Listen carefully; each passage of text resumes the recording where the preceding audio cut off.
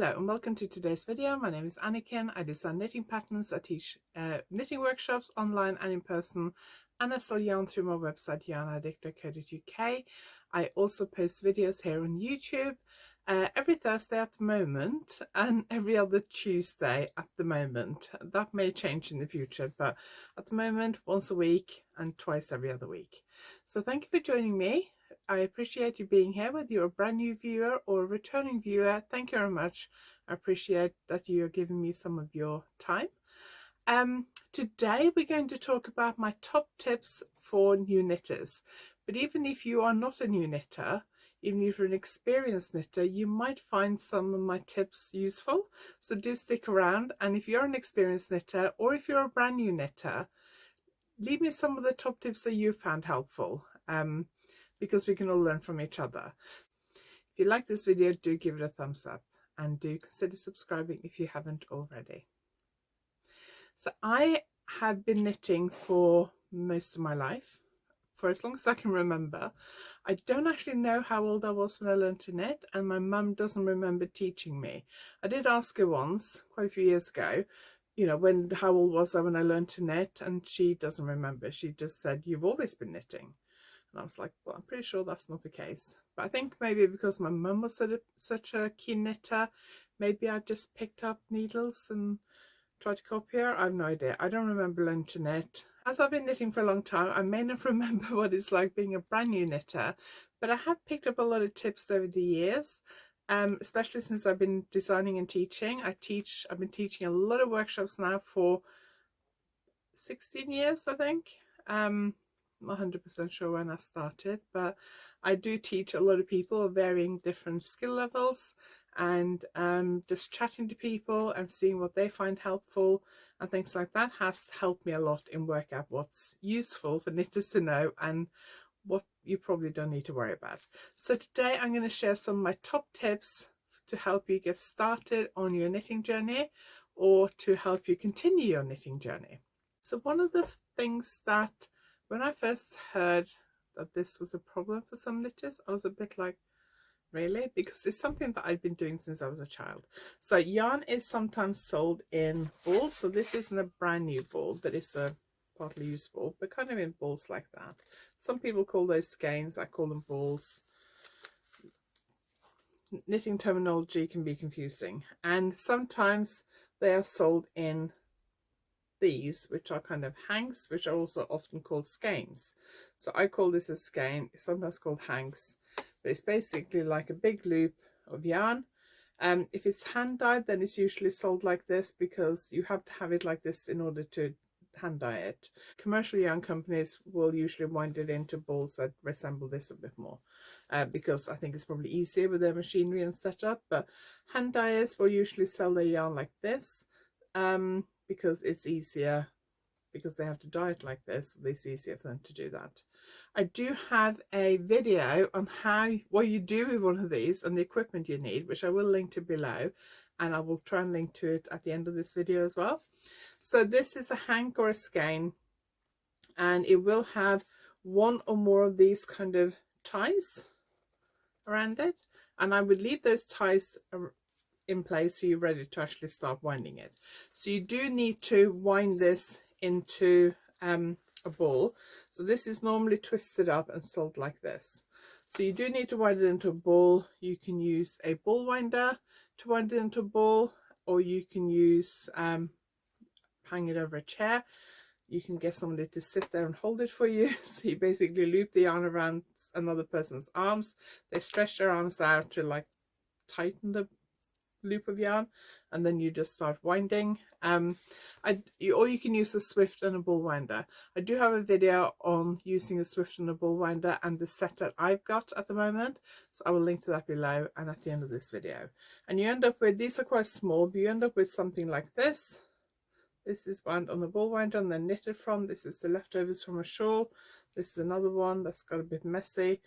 Or you can just wind it by hand. You just basically start looping it around your fingers, and then you turn it and you just turn it into a ball. I'm sure there are tutorials for that online. If you do want to knit from one of these without winding it, you do need to somehow make sure it stays in that shape. And if you lay it down on your lap or on the table, it will not stay like this. So I have sometimes seen people who've just put it around their neck and actually knit from it as they are unwinding it. Or if it's a really long one, kind of put it on their arm like a crossbody bag. I would say that if I was in a place and I had to start knitting with this and I didn't have time to wind it, or I wasn't able to wind it, say for example I had a desperate need and I was doing a workshop or a knitting festival where I had a stall and I just had to cast on with something that was in a hank size, then yes, I might just wrap it around my neck. When you stop knitting with it and put it down, you need to make sure you twist it like this, otherwise it will get end up tangled. I have heard yarn shop owners who've had horror stories of customers buying a hank of yarn and a few days later or weeks later coming back into the shop with a carrier bag with a tangle or mess saying, I want a refund, because they didn't realize that they were supposed to wind it into a ball and they didn't, and it ended up in a tangle. So do make sure you wind these into a ball. First time I heard that, I was a bit like, wow, really? Because for somebody who's been knitting for a long time, and I remember as a child my mum would buy yarn in hanks like this, you know, my dad would hold it or I would hold it and my dad would wind it or my mum would wind it, you know, it was something that we were asked to do as kids occasionally, you know, can you hold this hank while I wind it, kind of thing.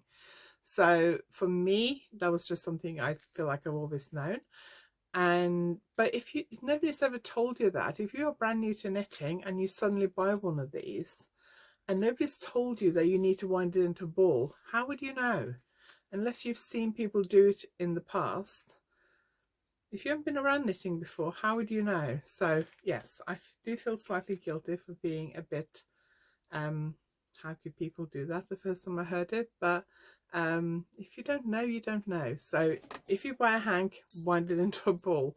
The other next thing that I think is very important, maybe not when you first learn to knit, but certainly as you progress, is that gauge or tension matters. So gauge or tension, I think British patterns tend to mostly use tension and American patterns maybe use gauge more. I use the word tension. Gauge tension doesn't really matter. It's basically how many stitches and rows you get to a certain measurements.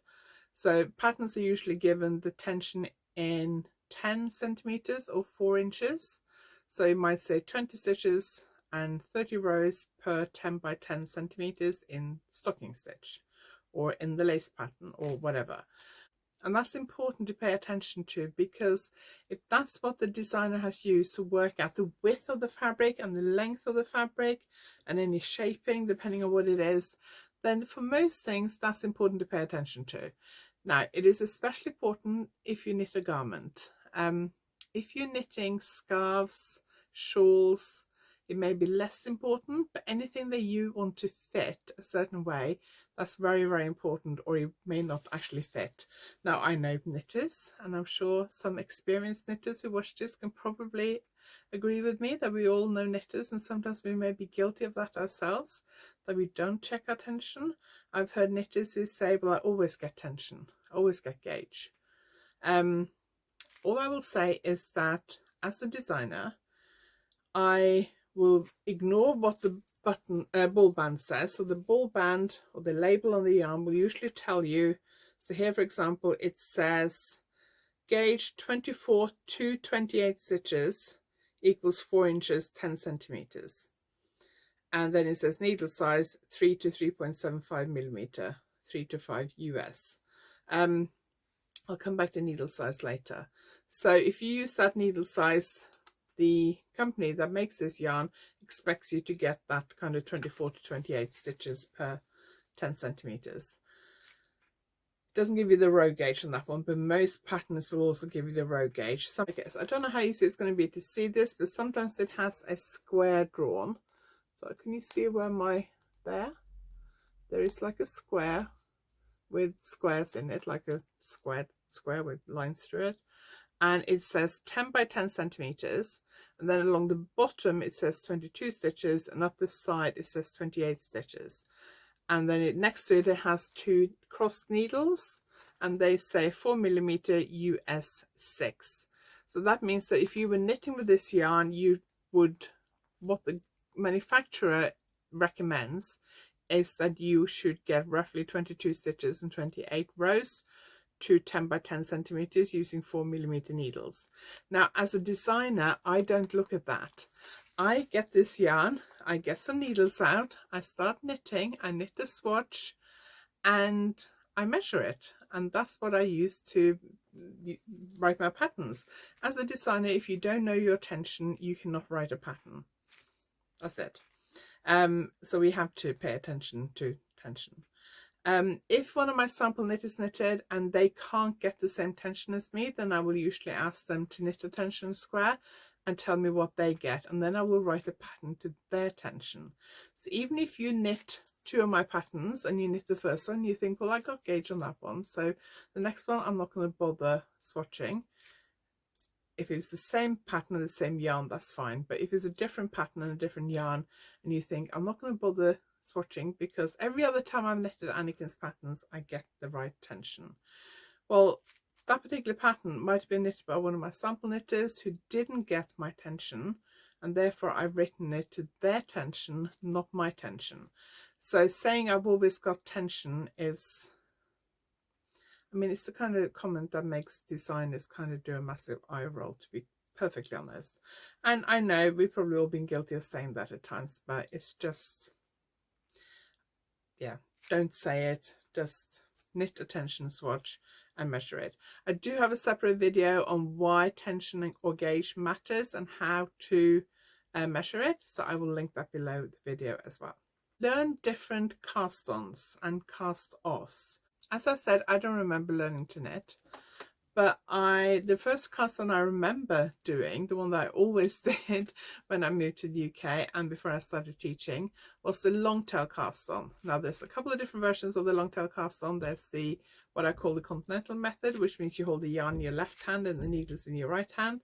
And there's the English style, which means you hold, also known as the thumb cast on, which means you hold the yarn and the needle in your right hand.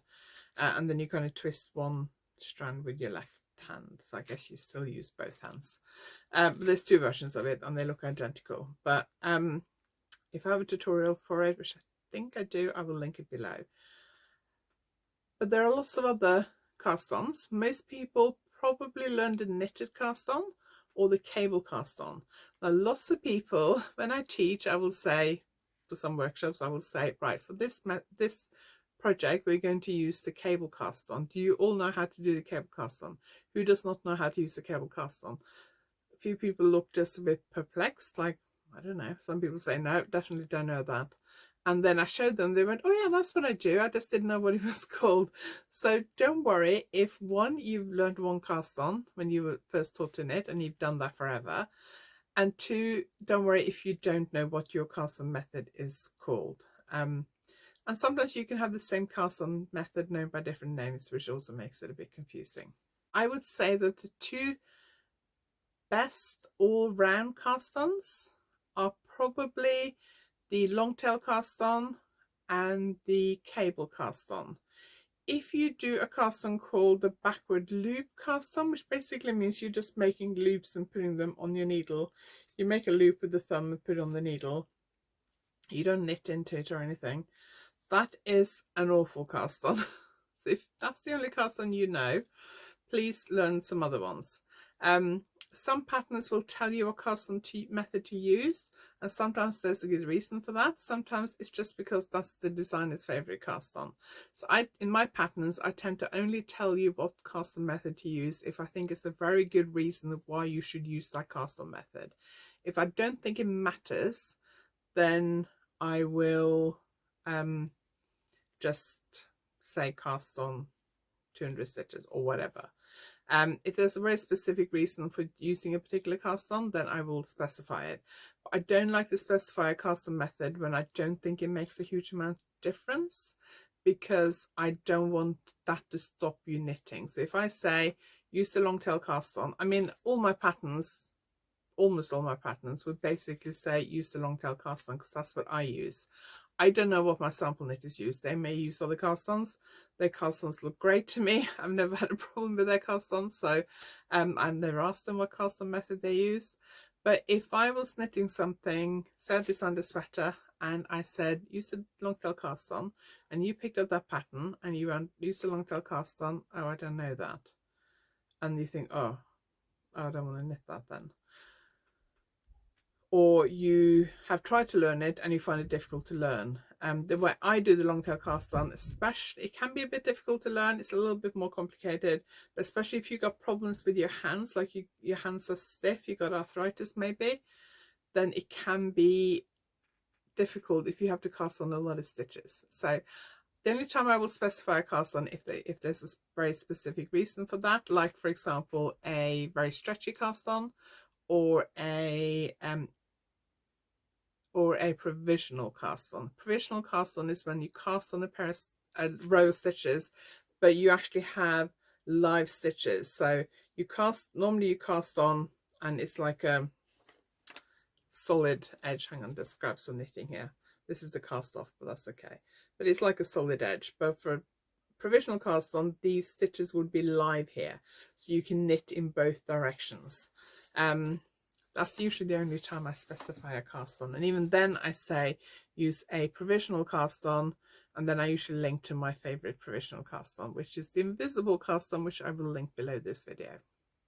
That is a little bit more of a advanced technique, so if you are new to knitting, don't necessarily think that you need to learn that now, because that is a little bit more advanced, I would say.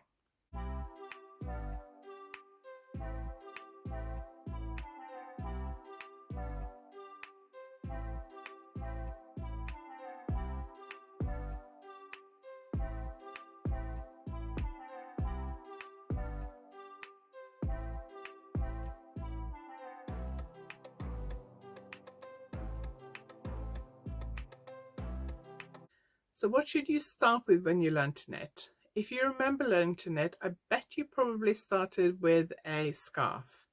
I know when I was teaching my oldest daughter to knit, she wanted to knit a scarf, I think, or I suggested she knit a scarf. It was just garter stitch. Garter stitch is where you knit every row, and she did finish it. It was very, very long, and it was chunky yarn, so it was quicker. Cost me a small fortune in the yarn, because chunky yarn doesn't go very fast. Even though you use thicker needles, you still actually use more yarn. So it taught me a lesson as well, but she did finish it. But on the whole, I would say a scarf is a bit boring because they tend to be long, and they quite often, when you learn to knit, depending on your ability and who's teaching you and things, you tend to probably do it in garter stitch or maybe a rib, and they tend to be a bit boring. So don't feel like you need to start with a scarf. Start with whatever you fancy. Some things are more difficult than others, but also don't let anyone tell you that this is too difficult or you don't have enough experience to knit this. You may not know all the skills needed to knit this. For example, one of my latest things that I knitted is a stranded colorwork cowl. Now, if you're brand new to knitting, or if you've just learned to knit, you may not have the skills yet to knit this, but that doesn't mean you can't learn it. I mean, it's all just knit stitches, apart from the rib at the top and the bottom, which is knit and purl. The rest is just learning how to use the two colors. So, you know, you can learn how to do that. So I wouldn't say make this your first project, but you can certainly learn it in the first few months you were knitting, depending on, you know, some of us pick up things, new skills quicker than others. That might depend on your natural ability as well as your age. How can I say this in a slightly diplomatic way? So I have noticed, I'm in my early 50s now, and I have noticed that when I learn new things, I don't necessarily learn them as quickly as I used to do, especially when it comes to technology. That's one thing I'm not very good at. Computer programs, technology, things like that, I'm not that great at. So it does take me longer to learn something. However, when it comes to knitting, that's something I have a natural talent for, because I can pick up new things very quickly. Like, for example, in the last few years, I have taught myself to knit brioche. And last year I started teaching brioche and designing brioche, And when I first started knitting brioche a few years ago, I was quite intimidated. I've been putting it off for quite a while because people kept telling me it was difficult, and I didn't find it that difficult. I just had to learn the different abbreviations and the stitches and how to read the pattern, and I didn't find it that difficult. But I do think I have a natural talent for knitting. Now, if you don't have a natural talent for knitting, and we all have natural talents for something, we all have things that we are good at and we are better at, but maybe things that you've learned that you found easy, and then a friend tries to learn it and they really struggle. So I think we all have things that we're more naturally gifted at. You may not have found yours yet. I have found mine, which is knitting. But we can all learn everything. So even if you find it a little bit more difficult, just stick with it. I have never met anyone who has not been able to learn to knit if they wanted to. I would say the only thing would be maybe if you physically you weren't able to hold the needles, then that could obviously be a problem. But don't let anyone tell you you can't knit this because this is too difficult. I have had people who've been knitting for like 3 months in my stock knitting workshops, and they found it a lot easier than somebody who'd been knitting for 50 years. I know people who've been knitting for over 50 years who only ever knit the same type of garment. So don't let anyone tell you what you should and shouldn't knit. But I also have noticed with people I know who are older than me, quite a bit older than me, that as they have got older, they are struggling to learn new things, and it takes longer to learn new things, and you may have forgotten things that you used to be able to do. So just be kind to yourself. Don't beat yourself up. I assume that's a natural thing as our brain declines as we get older. I don't know.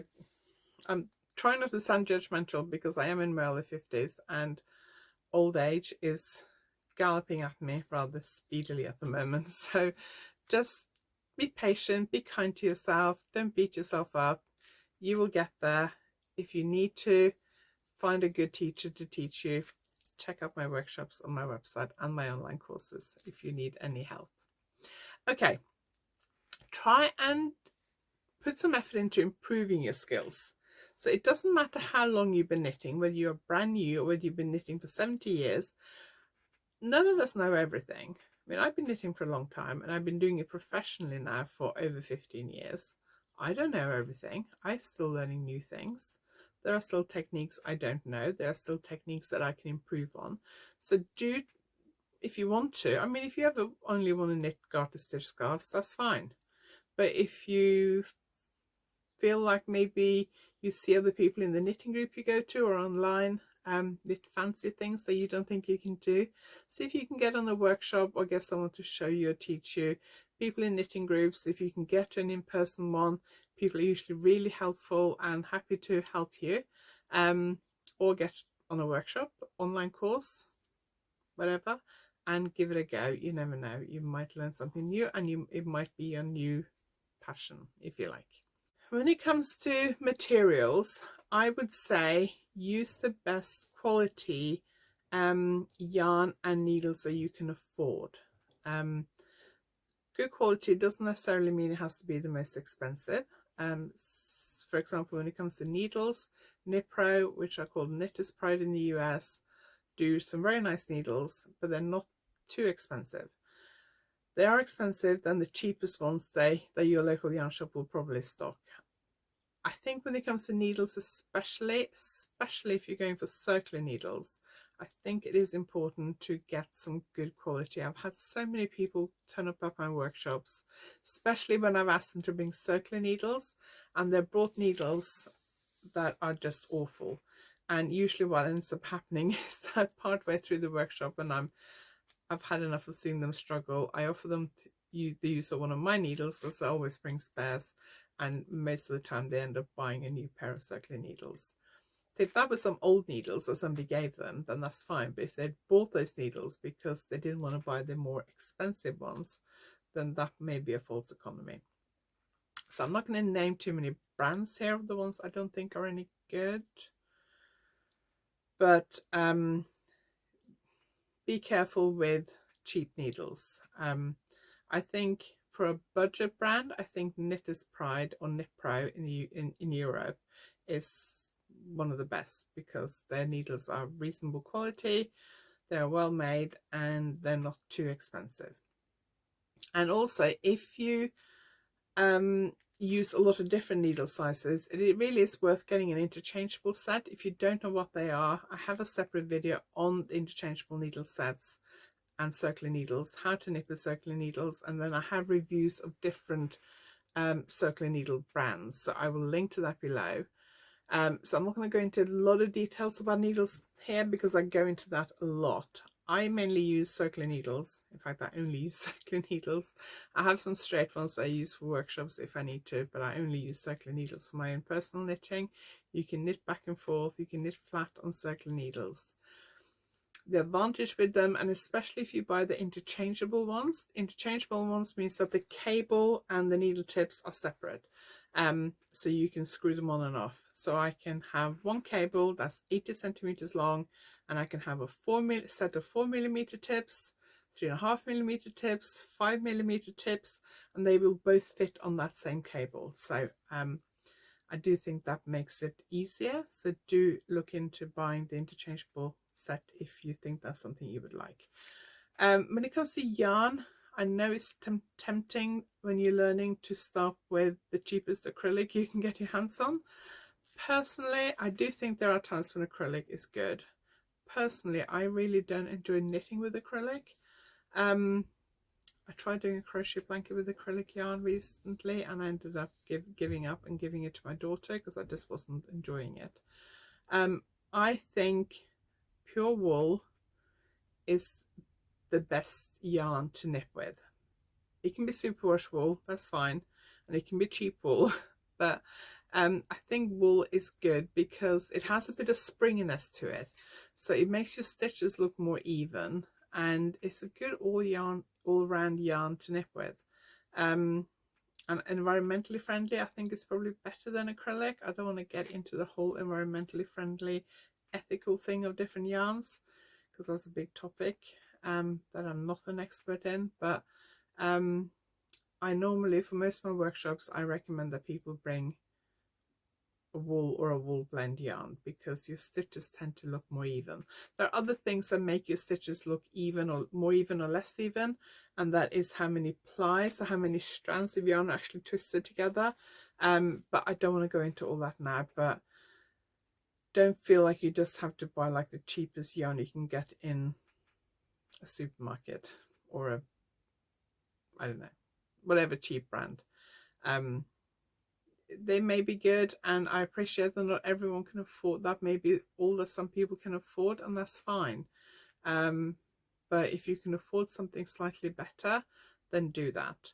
I also wouldn't start with cotton or linen or bamboo, because they're quite hard on your hands. So I think wool is the best to start with, and the most forgiving yarn. Other things that you may need, so this is my notions kit. I don't know where I got this. I know I got it on Etsy, but I don't know who I bought it from. But it's basically a case that clips together, has a big boom here, and it has 4 different compartments here. And I have things like tapestry needle, some scissors. I prefer small ones. I like scissors. I collect scissors. I have a needle gauge. This is one I bought just because it was a cute owl shape. I have a needle gauge. So this is one from the Norwegian yarn company Sandnes Garn, and it goes from 1.5 to 10mm. It doesn't have US sizes because it's sold in Norway. But quite a few have US sizes. It's best to get one that has both millimeter and US sizes, but it's useful to have something to check your needle sizes because it will rub off your needles. It's also useful to have different types of tapestry needles, so big ones, small ones, ones with big holes, ones with small holes. I also find this quite useful. So this is like a needle threader. I think this is aimed at sewing. It's got like fluff on it, but can you see that? I don't know how do pro people do this. don't know how you see that. Anyway, it's got like a wire thing here, and you can put the yarn. If you have a needle that you can't thread the yarn through, you put this thing through, you thread the yarn through this bit, and then you pull it back through the ivory needle. And I do find it quite useful when I have to use really small needles to thread, to tapestry needles is what I was going to say. Stitch markers I highly recommend. Now there are a few different types you can get. You can get these kind of bulb markers, which I like a lot. I would warn you against buying really cheap plastic ones, because I bought a set on Etsy ones and they basically all snap. But you can get plastic ones, you can get metal ones. The Clover and the Nipro ones are very good quality. And then I also have some ring markers, so you can get these in various different sizes. I have some really tiny ones. Can you see those? Really tiny ones. They come in a variety of sizes, like a mixed pack of sizes.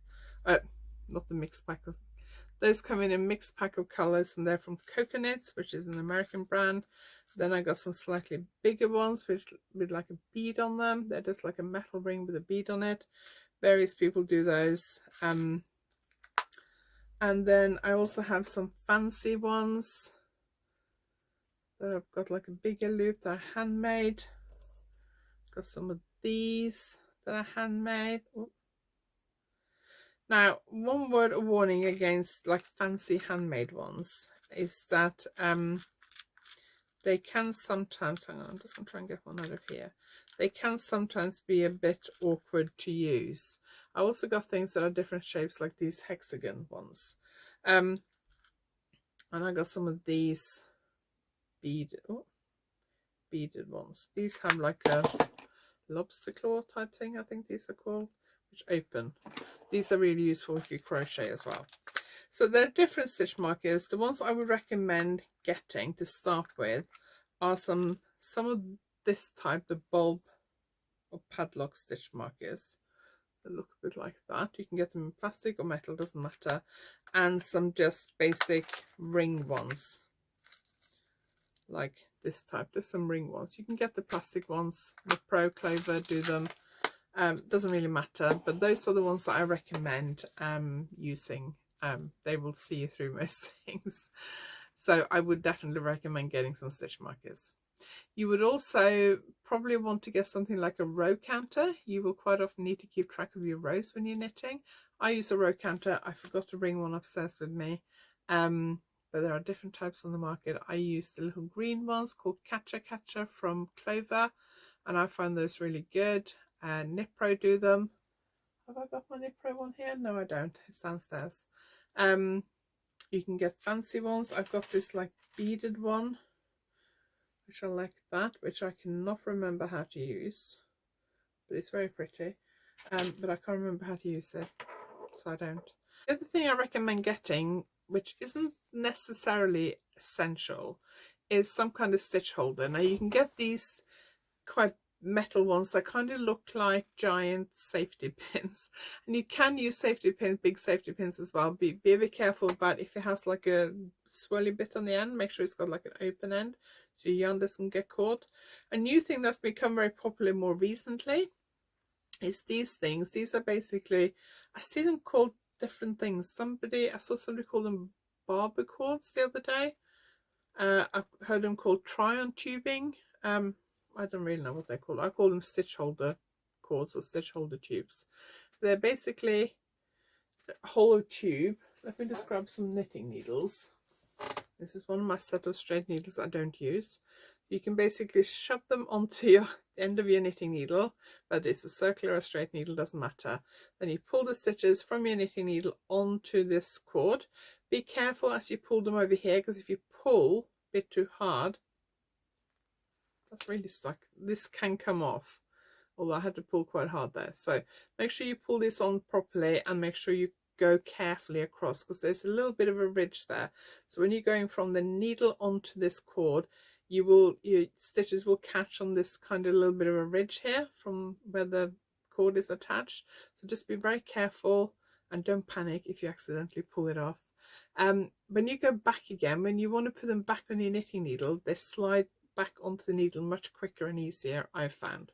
So I find those really useful. I recently bought another new pack in Norway. These are from the Norwegian yarn company Sandnes Garn. They seem to sell these in like big packs. A lot of indie dyes are selling them. They're quite often sold in a tin with like one or two of these in pretty colors. They're really useful. I find them really, really useful for a lot of things. So I do recommend getting some of those. And this may be one of the most important things I tell you, and why I said do make sure you get a needle gauge. I should have added this on after that, but I forgot. Check your needle size. So needle sizes are mostly sized in millimeter sizes and US sizes. But here in the UK, we also have the old British sizes. So the imperial, I think we're calling those. So I have this thing stuck on my wall here, which I got years ago. I actually got several of these. This is a business card from a company called Pearlessence. And I don't know whether they still do this, because it was a while since I ordered from them, but they used to, on the back of their business cards, have like a needle conversion chart. So it gives you US sizes, millimeter sizes, and UK, which are the old UK sizes. And I've got one of these stuck on my notice board. All my patterns, I give the millimeter sizes and the equivalent US sizes. I do not, oh, and I do the old UK sizes as well. Needles are not sold in the UK sizes anymore, but a lot of people will have needles that they've been given by relatives, maybe. You know, you may have inherited some needles from your mum or your grandma or your grandpa or somebody, or you may have needles that you bought a long time ago that are in the old UK imperial sizes. It is important to check your sizes. A friend of mine once, she had an interchangeable needle set from Knit Pro, so I knew she had like millimeter sizes, but she was casting on a scarf for her sister-in-law to knit, and she grabbed her old needles. So I don't know what needle size she was supposed to use, but she grabbed some of her old knitting needles that she didn't want to lend her sister-in-law her nice new ones, and she didn't check the size properly. So she just looked at this old needle and it said whatever size it said, and she thought, well, okay, that's the size I need. So she started knitting, and I went to see her and she said, oh, this scarf I've started, because she wanted to just cast on and like knit a bit for her sister-in-law to carry on to make it easier for her. And she said, this fabric, it looks nothing like the book. The book is quite wide, it's really narrow, and it's really stiff. And I said, well, let's have a look. And you know, this scarf, say, was supposed to be like that wide, and it was like that, half the width. And it was so stiff, you could like prop it upright and he would probably stand up on his own, because she had gotten confused with the millimeter sizes and the old English sizes. It was also an American book, so maybe she got muddled up between American sizes and British sizes. I'm not sure, but she got the sizing completely wrong. So if you have a combination of different needles, make sure you are using the correct size. And if you're not sure, get your needle gauge out and double check it. And always double check your needle size before you start a project.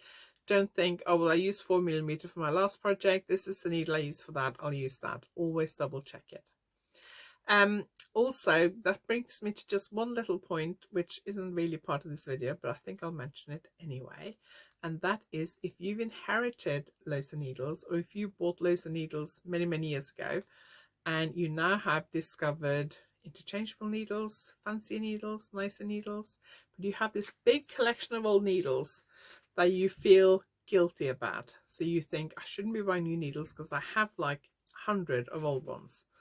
I mean, my mum has a ton of needles, and one day she will no longer be here, and I don't particularly want her old needles because I have my own needles. So what I would say is, if you don't feel you can bin them, give them away to somebody. See if there's somebody that wants them. There might be a local school that wants it for use with their kids. I know in the UK, apparently charity shops will accept needles, but they can't sell them. They're not allowed to put them on display for some bizarre reason, but they sometimes keep them under the counter, like they're illegal or something. I'm not sure. I had loads of straight old needles, plasticky ones, horrible ones, circular ones that I didn't use anymore when I got my first interchangeable set. And I knew a lady who was collecting craft equipment to send to orphanage in Africa, I think it was, and I gave her all my old knitting needles because I wanted this shiny fancy new interchangeable set from Knit Pro, and I felt a bit guilty because I had all these needles, so I bundled them all up, put them in a bag and gave them to her. They were sent off, somebody got some use out of them, and I didn't have to feel guilty. Obviously, if there are needles that have like a emotional, what's the word I'm looking for?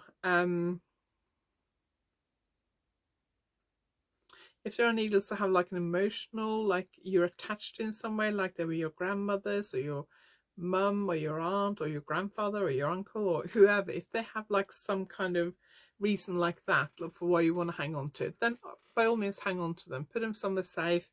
Look at them once in a while. I once had somebody in my workshop and I think she had some needles that were made of, like, I think it was like ivory or something, which I mean you'd never get that these days, but they were like antique knitting needles, so of course you wanted to keep them, and that's fine, but keep them, display them somewhere, put them somewhere safe, and then buy yourself some needles that are nice to knit with. You deserve that.